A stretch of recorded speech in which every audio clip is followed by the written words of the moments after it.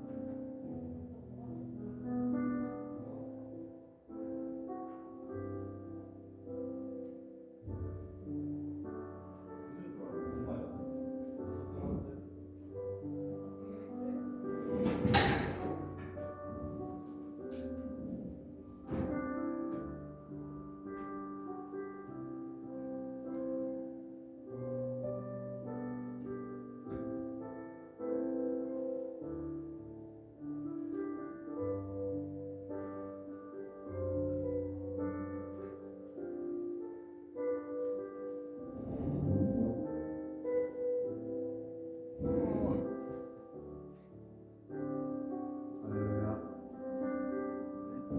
잘 지내셨나요?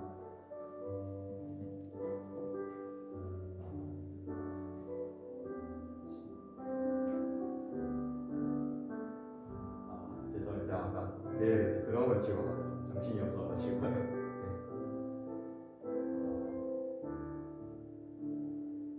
할 말이 하나 있는데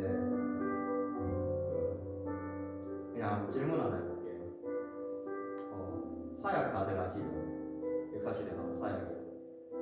그 사약의 사자가 뭐라고 생각하세요? 뭐라고 생각하세요? 하나도 안 되니까 있어봐. 아, 네. 음악 들려주시면. 네, 지수자매님. 사약의 사자가 뭐라 생각하세요? 죽을 사자요? 유경 선생님. 뭐라 생각하세요?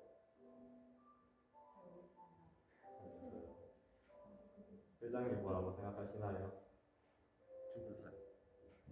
죽을 사자요? 옛말에 그 말 없는 말이 천리 간다는 말인데요. 사자를 보면은 죽을 사자가 아니고 화사의 사자라고 나와 있어요.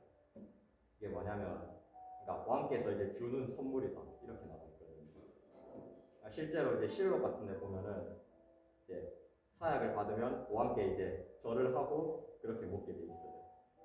근데 사람들은 이제 그걸 먹으면 다 죽는다고 생각하니까 죽을 사자 이렇게 생각해서 오늘까지 사약이라고 많이 생각을 하라고 하더라고요. 저도 처음에 사약을 그냥 죽을 사자라고 생각했어요. 근데 이제 그 사실을 알고 나니까 정말 내가 검색해서 찾을 수도 있었는데 그렇게 하지 않았다. 관심이 없었던 거죠. 왜 이야기를 하냐면, 저희가 이제 보면은 교회 나오고 하면은 뭐 예수님을 막 많이 아는 사람처럼 그렇게는 보이잖아요. 근데 뭐 실제로 보면은 뭐 말씀도 그렇게 많이 안 읽고 기도도 그렇게 열심히 안 하는 그런 저희의 모습들이 한 번씩 보일 때가 있어요. 나는 예수님을 안다고 생각하지만 결과적으로 보면은 관심이 없는 거죠. 말로서는 사랑한다고 고백하지만 내가 하는 짓은 결국 나를 사랑하는 짓을 많이 할 때가 있습니다. 그래서 저는 정말 말로만 예수님을 사랑한다 고백하는 것이 아닌 정말 그 관심을 보이고 예수님을 닮아가려는 그런 저희들이 되길 원합니다. 사랑하는 공동체 여러분, 오늘 이 자리에 예배드리러 오셨는 가운데도 하나님의 사랑을 느끼면서 영혼을 새롭게 하시는, 항상 하나님만 바라보며 예수님을 닮아가는 저 모두 되시길 주님의 이름으로 소망합니다. 목사님 음향 좀 줄여주시겠어요?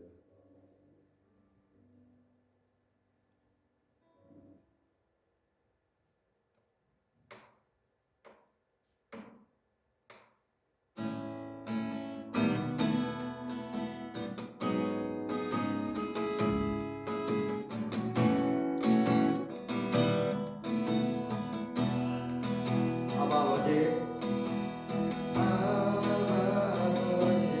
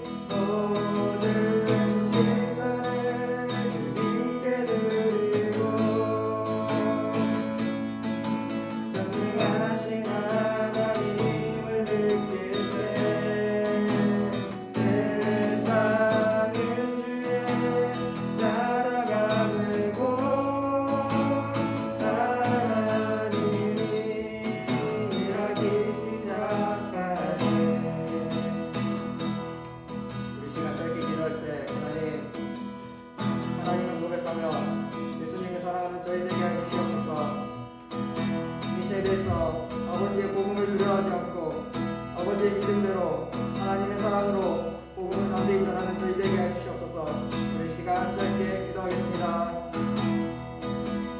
모든 시선을 주님께 드리고 살아계신 하나님을 느낄 때 세상은 주의 역사가 되고 하나님이 일하기 시작하네. 모든 시선을 주님께 드리고 전능하신 하나님을 느낄 때 세상은 주의 나라가 되고 하나님이 일하기 시작하네. 모든 시선을 주님께 드리고 전능하신 하나님을 느낄 때 세상은 주의 나라가 되고 하나님이 일하기 시작하네. 하나님이 일하기 시작하네. 하나님이 일하기 시작하네.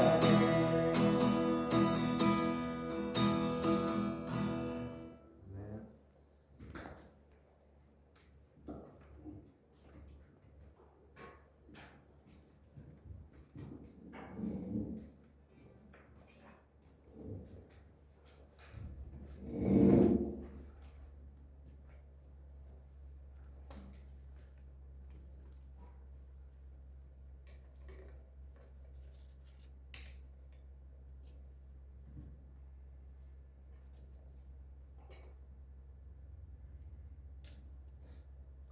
하나님은 영신이 예배하는 자가 영과 진리를 예배할지니라. 다 같이 목소리로 하나님께 기도드리겠습니다. 무에서 유를 가능하게 하셨고 지금도 내리와 초월의 방식으로 세상을 다스리시는 하나님, 하나님에게 온전히 집중하면서 살기 원하는 믿음의 행복하는 사람과 예배드립니다. 하나님 우리 영광 받아 주십시오. 하나님 우리로 일상에 관한 불안한 것을 가지고 혼란스럽고 엄한 세상에서 존재의 그만을 하셨습니다. 그 어떤 강물을 받아 하지 않고 그대로 받아주는 바다처럼 우리의 모든 것을 있는 그대로 받아주셨습니다. 그 하나님의 은혜와 사랑만이 우리 삶의 근거이며 거기서 완성된 것이 가능한 사실 진실로 믿습니다. 성부 성령과 함께 임하시고 합당하시고 세상 마지막 때 생명과 심판의 주님으로 다시 오시고 예수 그리스도의 이름으로 기도드립니다. 하나님은 창세기 12장 1절에서 10절입니다.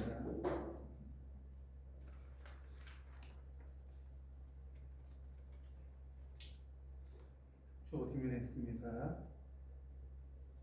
한 절씩 교독하겠습니다.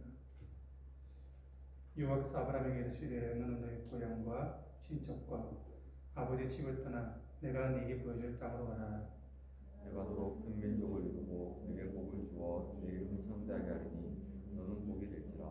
너를 축복하는 자에게는 내가 복을 내리고 너를 저주하는 자에게는 내가 저주하리니 땅의 모든 족속이 너로 말미암아 복을 얻을 것이라 하신지라.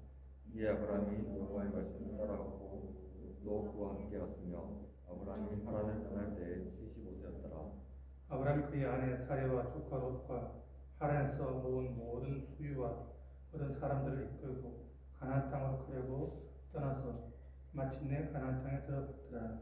아브라함이 그 땅을 지나 세겜 땅 모래 상수리 나무에 이르니 그때 가나안 사람이 그 땅에 거주하였더라. 여호와께서 아브라함에게 나타나 이르시되 내가 이 땅을 네 자손에게 주리라 하시니라. 그 자기에게 나타나신 여호와께 그가 거기서 제단을 쌓고 거기서 베델 동쪽 산으로 옮겨 장막을 치니 서쪽은 베델이요 동쪽은 아이라 그가 그곳에서 여호와께 제단을 쌓고 여호와의 이름을 부르더니 점점 남방으로 옮겨갔더라. 그 땅에 기근이 들었으므로 아브라함이 외국에 거주하려고 그리로 내려갔으니 이는 그 땅에 기근이 심했습니다. 아멘. 하나님이 아브라함을 부르셔서 아브라함이 갈대아 우르에서 하란에서 가나안으로 옮겨가는 이야기입니다. 그런데 오늘 여러분 생각을 한번 했으면 좋겠습니다. 아브라함이 왜 갈대아우를 떠나서 가나안으로 갔을까요? 이유가 뭘까요?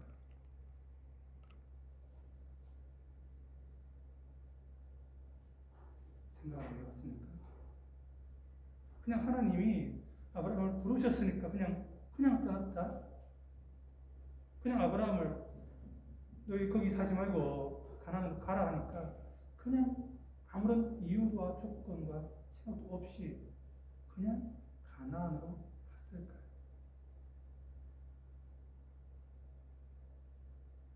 한번 생각을 해보세요. 갈대아우르나 하란은 당시 수메르 문명이 가장 발달한 도시였습니다. 최고의 문명 지역이었습니다. 부가 넘치는 지역이었습니다. 그러나 한편으로 그곳에서는 가장 우상 숭배가 성행하던 도시였습니다. 우상 숭배와 함께 그들의 폭력적인 그런 문화, 그런 사회가 행배하던 그런 도시였습니다. 그런데 한편 가나안 땅은 거기에 비하면 아주 외딴 변방입니다. 여기는 문명도 제대로 없는 그런 아주 거치고 메마른 그런 땅이었습니다. 왜 그곳으로 가라 했고 아브라함은 그곳으로 갔을까요? 1절에 보면 하나님이 아브라함에게 복을 주겠다, 이름을 창대하게 하고 너를 축복하는 복을 주고 너를 민족을 만들겠다 하는데 이 말을 믿고 가겠습니까?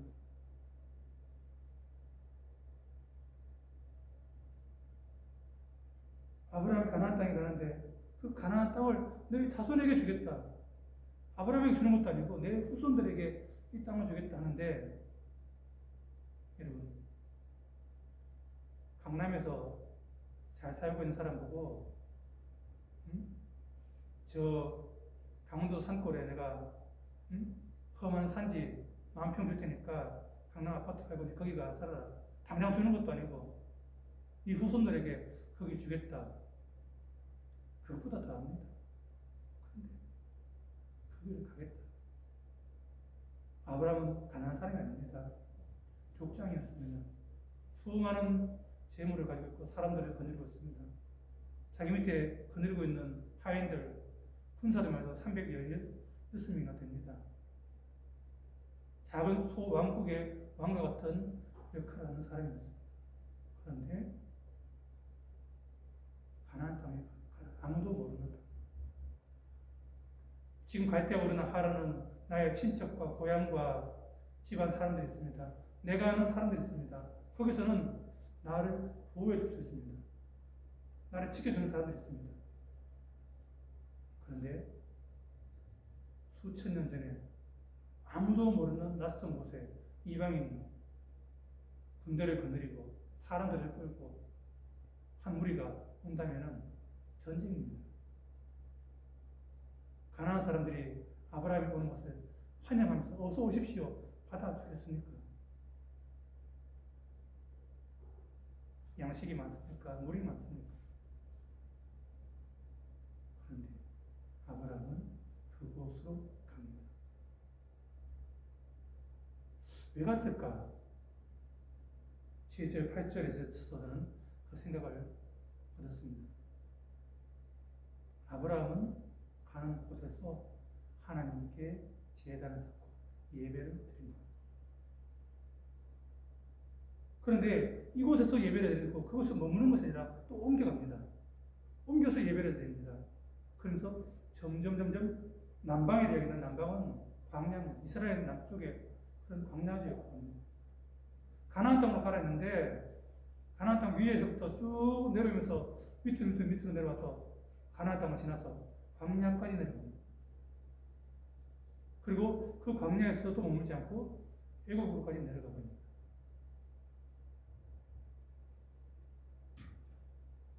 아브라함이 진짜 원했던 건 하나님을 예배하는 것이었어요. 그 땅에서 갈대아 우르에서 우상이 팽배한 곳에서 도저히 하나님을 섬길 수가 없으니까, 도저히 이곳에서 살 수가 없으니까 하나님 믿는 사람들을 찾기 위해서, 하나님 섬기는 곳을 찾기 위해서 가나안. 그런데 가나안에 가보니까 그곳에도 또 바알과 우상을 섬기는 곳이 팽배합니다. 거기서 아브라함은 광야로 가서 거기서 예배를 드리고 제단을 쌓은 것이 아닙니다.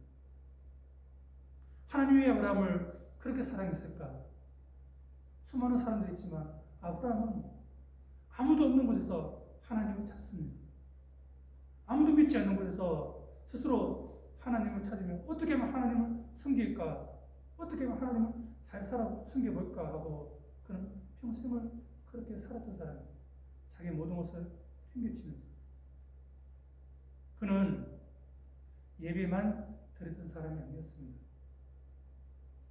아브라함이 하는 일은 장막을 치고 나면, 천막을 치고 나면 천막 앞에서 하루 종일 밖을 내다보는 사람입니다. 나이 많은 할아버지가 일할 수는 없어. 일은 종들이 다 하니까 자기는 천막 앞에 앉아서 하루 종일 지나가는 사람을 바랍니다. 저 멀리서 광야를 지나가는 사람이 있습니다. 우리 집으로 오지 않습니다. 멀리서 지나가는 사람이 있으면 쫓아가서 그 사람을 데리고 옵니다. 그냥 지나가지 말고 우리 집에 와서 여기서 먹고 마시고 쉬고 가라. 물을 줍니다. 음식을 줍니다. 자기 집에 소와 양을 잡아서 대접을 합니다. 지금도 그렇지만 여러분, 손이 맞다고 소를 잡는 게 쉬운 일이겠습니까? 내가 키우던 재산인데, 알면식도 전혀 없는 사람인데, 전혀 모르는 사람에게 나의 귀한 재산을 잡아서 먹인다는 것이 쉬운 일이겠습니까? 우리는 물 한 잔을 쉽게 생각합니다만 이스라엘의 물은 생명과 같은 것입니다. 가끔씩 아프리카 아이들이 물 기러 가는 것을 보죠. 사막을 하루 종일 가서 물을 기러 와서 몇 시간을 걸어가서 물을 기러 와서 단지에 담아 놓습니다. 그 물 한 잔 얼마나 귀하게 쓰는 물인데 이 물을 손이 왔다고 발효시키고 먹을 물을 줍니다. 나와 상관없는 사람입니다. 지나가는 사람입니다.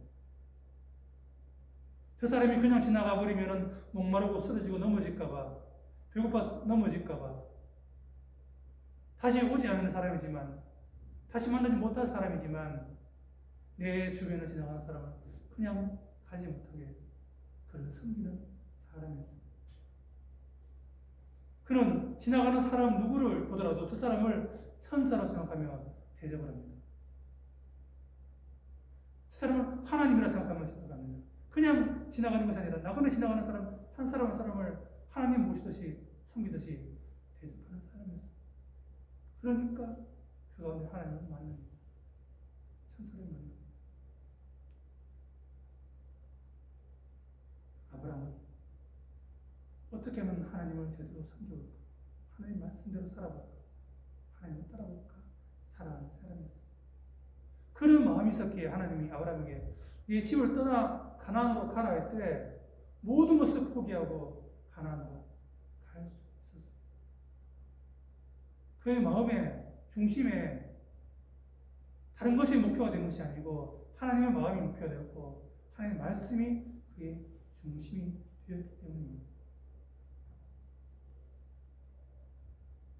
오늘 여러분에게 하나님이 말씀하십니다. 여러분의 자리가 네가 있어야 될 자리입니다. 아니면 너를 이 자리에서 떠나라 할 때 많은 사람들은 망설일 겁니다. 지금 있는 자리에서 있지 마라. 네가 가려면 거기서 가지 마라. 다른 곳으로 가라. 그것이 좋은 곳인 모르겠지만 안 좋은 곳으로 가라. 많은 사람들은 고민하고 갈등할 것입니다. 하나님 그 말씀 듣지 않겠습니다. 이건 하나님의 말씀 아닙니다라고 말씀을 따르지 않을 것입니다. 그런데 아브라함은 그 말씀을 따라 순종합니다. 왜요? 그에게는 돈도 재산도 그 어떤 것도 삶의 목적이 되지 않았기 때문에 어떻게 하면 하나님을 잘 섬기며 예비하며 살 수 있을까? 어떻게 하면 이웃들에게 섬기며 사는 사람이 될 수 있을까? 세상은 전혀 아닙니다. 세상은 악합니다. 당시의 문화는 소돔과 고모라나 우르나 얼마나 폐악한지 모릅니다.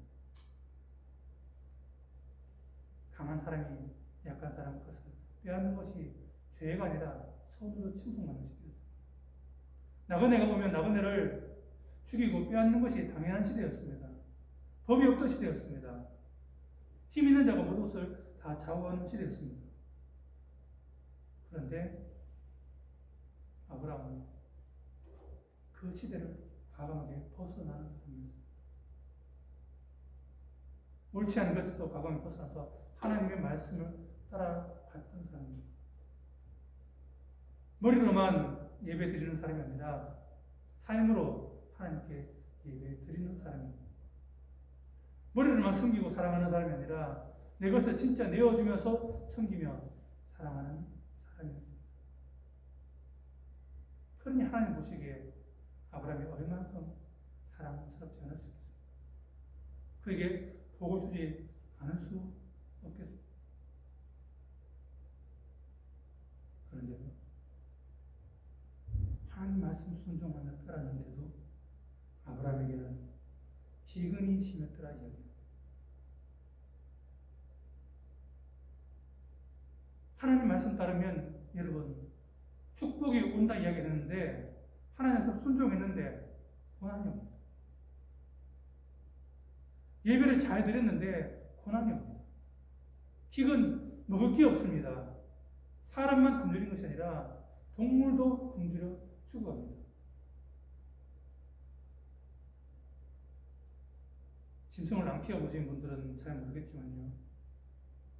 짐승을 키우시는 분들은 내가 굶주리는 건 괜찮은데 짐승이 굶어 죽어가는 건 참 힘듭니다. 소나 돼지나 전에 구조역이나 이런 게 났어요. 그들이 강제로 생매장하는 걸 보셨는지 모르겠어요. 얼마나 애지중지하며 키우던 동물들을 죽여야 될 때 농부는 절규합니다. 그들을 살려야 되는데 살리지 못하고 강제로 죽이려 할 때 또는 강제로 그들을 굶주리게 할 때 얼마큼 가슴 아픈지 모릅니다. 그런데 그런 기근이 듭니다. 하나님 말씀 순종한다고 하나님께 복 준다고 하지만 현실에서는 때로는 기근이 닥칠 때도 있습니다. 모든 것을 포기하고 하나님 말씀 순종하면서 다 따라왔는데 주어진 것이 아브라함에게 뭐가 있습니까? 땅이 있습니까? 재산이 있습니까? 사람이 있습니까? 가는 곳마다 예배를 드리며 섬기며 살아왔는데 그는 오히려 기근을 만나게 됩니다. 어려움을 겪게 됩니다. 이럴 때 믿음 없는 사람들은 하나님을 원망합니다. 시련이 닥쳤을 때 믿음이 드러나게 됩니다. 행복하고 좋을 때는 모든 일이 잘 풀릴 때는 하나님께 기도하면서 신앙이 좋은 것처럼 보이지만 어려움이 닥칠 때 많은 사람들이 믿음을 떠나게 됩니다. 내가 이렇게 예배 드렸는데 이렇게 하나님 섬겼는데 왜 하나님 내게 시련과 고난을 줍니까? 내가 갈대 오래 모든 것을 버리면서 가족을 버리면서 하나님 따라왔는데 가라 해서 왔는데 하나님 왜 기근을 줘서 왜 사랑하는 내 동물들이 저렇게 죽어가면서 내버려 둡니까? 원망하지 않겠습니까? 내가 믿는 하나님이 참 하나님인가? 하나님은 진짜 살아계시는가? 내가 제대로 예배를 드리는 게 맞는가? 고민하며 원망하며 하나님 떠날 사람이 많지 않겠습니까? 그런데 아브라함은 그렇지 않습니다. 오늘 우리에게 마찬가지입니다. 여러분 앞에도 믿음으로 살려는 여러분에게도 하나님 시련이 닥칠 수 있습니다. 여러분이 하나님께 모든 것을 포기하면서 버리면서 믿음으로 바르게 살려하며 살릴수록 시련과 어려움이 닥칠 수 있습니다. 그렇지만 여러분 중심을 잡으십시오. 하나님을 어떻게 하면 바로 섬기면서 하나님 말씀대로 사는 사람이 될 수 있을까? 세상이 어떻든 환경이 어떻든 다른 사람은 어떻든 나는 하나님 앞에 바로 서는 사람이 되어야 되겠다. 이 땅을 바라보지 마시고 주위를 바라보지 마십시오. 다른 사람이 어떻게 신앙생활 하든지 그걸 바라보지 마십시오. 그게 우리의 기준이 되는 것이 아닙니다. 하나님과 우리의 1대1의 관계입니다. 어떻게 하면 하나님 안에서 내가 하나님 바로 섬깁니다. 삶 가운데서 여러분 예배자가 되십시오. 교회에서만 예배드리는 예배자가 아니라 여러분 삶에서 그리스도의 사랑을 살아내는 사람이 되십시오. 우리의 말 한마디, 행동 하나하나를 통해서 여러분 하나님의 살아계심을 여러분이 보이는 증거자가 되어야 됩니다. 고난 가운데, 시련 가운데 어떻게 여러분이 견뎌내고 이겨나가는가? 그것이 믿음의 증인들입니다. 많은 사람들이 고난과 어려움에서 드러납니다. 믿음이 있는 줄 알았는데 고난과 어려움을 겪으니까 저 사람은 넘어져 버리는 거예요. 진짜 믿음이 아니었구나. 드러나게 됩니다. 하나님이 아브라함을 얼마큼 시험해 보는지 모릅니다. 얼마큼 연단해 보는지 모릅니다. 그러나 그 어떤 시험 가운데서 아브라함은 하나님께 인정받는 사람입니다. 그저 보이기로 하나님께 예배드리고 보이기로 믿는 사람이 아니라 진짜 그는 하나님의 말씀대로 살려는 사람이요, 순종하는 사는 사람이요, 우러나는 마음에서 이웃을 섬기는 사람이었습니다. 그런 사람일 때 하나님 아브라함에게 축복을 주시며 그와 함께 하였습니다. 나중에 하나님께서 아브라함은 나의 친구라고 이야기까지 하십니다. 오늘 하나님도 여러분에게 우리에게 말씀하십니다. 우리가 지금 어디에 있느냐? 네가 어디로 가야 되느냐? 나의 마음을, 나의 소원을 바라보지 마시고 하나님의 마음을 한번 생각해 보십시오. 내가 지금 어느 자리에서 어떻게 살아가고 있는가? 내가 있어야 될 것이 무엇이고 여기서 무엇을 해야 되는가? 내가 있는 이 자리에서 하나님의 사람답게 어떻게 살아야 되는가? 그것을 깨달으시고 하나님의 말씀에 따라서 아브라함 같은 그런 믿음의 삶을 살아가시는 여러분이 되시기를 바랍니다. 기도하겠습니다. 하나님 은혜를 감사드립니다. 하나님께서 아브라함을 부르셨을 때 아브라함은 하나님의 말씀 순종하여 모든 것을 버리며 하나님께 예배드리며 참 예배자로서 하나님의 사람으로서 살아간 것처럼 주님, 저희들도 나의 소원이 아니라 하나님의 뜻을 깨달으며 하나님의 말씀에 순종하여서 참 예배자로서 살아가는 우리 청년들이 되게 주시옵소서. 때로는 우리 앞에 고난과 어려움이 있을지라도 그 어려움에 쓰러지지 아니하고 넘어지지 아니하고 끝까지 승리하는 믿음의 일꾼들, 믿음의 청년들이 되게 하여 주시옵소서. 예수님 이름으로 기도드립니다. 아멘. 주님 같은 믿음으로 예배를 드리겠습니다. 하늘에 계신 우리 아버지, 아버지의 이름을 거룩하게 하시며 아버지의 나라가 오게 하시며 아버지의 뜻이 하늘에서와 같이 땅에서 이루어지게 하소서. 오늘 우리에게 일용할 양식을 주시고 우리가 우리에게 잘못한 사람을 용서하여 준 것 같이 우리 죄를 용서하여 주시고 우리를 시험에 빠지지 않게 하시고 악에서 구하소서. 나라와 권능과 영광이 영원히 아버지 것입니다. 아멘.